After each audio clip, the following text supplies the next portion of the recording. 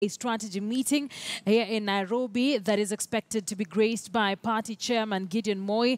Let's just listen in to what the party Secretary General Nick Salat had to say moments ago.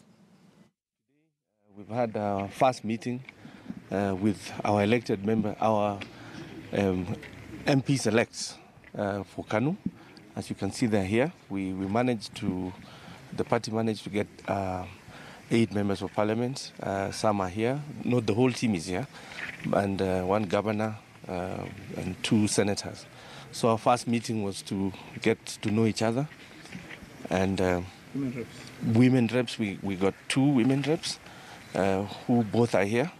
And as it's required legally, we needed to get things up and running to allow them to elect, to know each other and to elect the whip, which they have done, and also the chairman of the parliamentary committee, which they have done, and more so to reiterate our confirmation that we still and are supporting and congratulate the president-elect Uhuru Muigai Kenyatta.